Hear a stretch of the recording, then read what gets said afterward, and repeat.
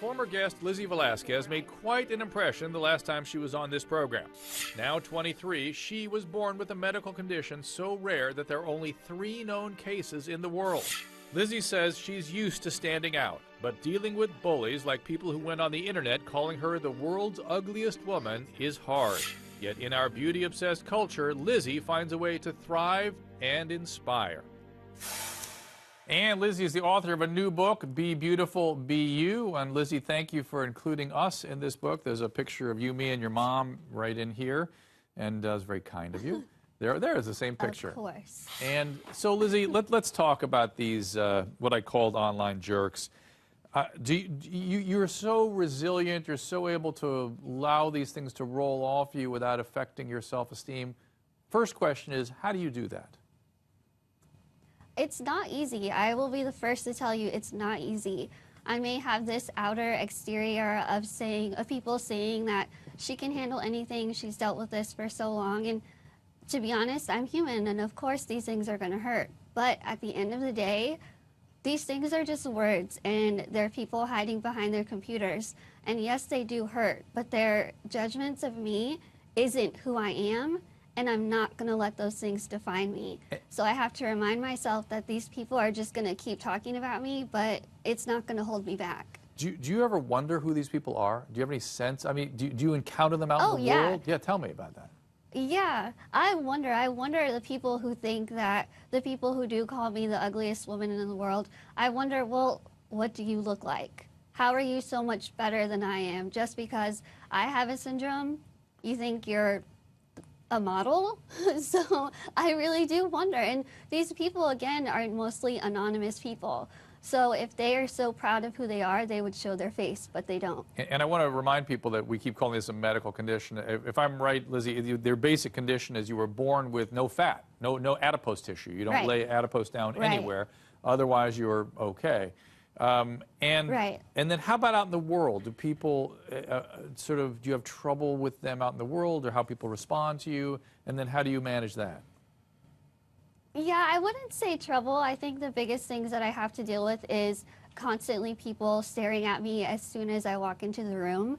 And recently, it's been a lot of adults that I've been having to deal with who will slowly walk in front of me and kind of turn their heads and look me up and down. So the stares are kind of what I'm really dealing with in public right now. But again, I think I'm getting to the point where I'm not going to let that continue, and instead of just sitting by and watching these people judge me, I'm starting to want to go up to these people and introduce myself, or give them my card and say, hi, I'm Lizzie, maybe you should stop staring and start learning. So that's kind of how I deal with it. And that's fantastic, Lizzie. And let me just ask this. Now, in this sort of beauty-obsessed culture we live in, most young women feel deficient. Do you have any kind of special insight because of what you contend with that gives you a special empathy for just women at large in this country?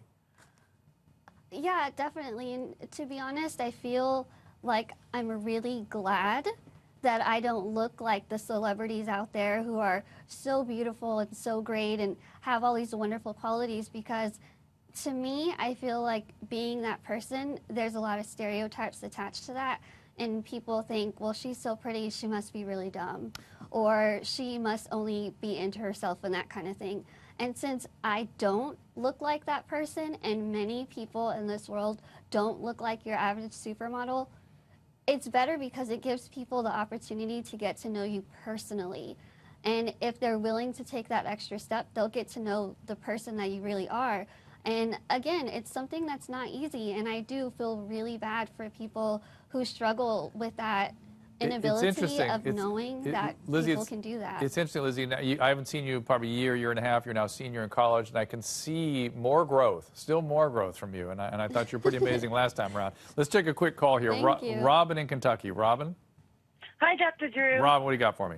I don't think she's ugly. Beauty comes from the heart. There's a lot of people that are physically beautiful that are dark in their heart, and they're not beautiful at all.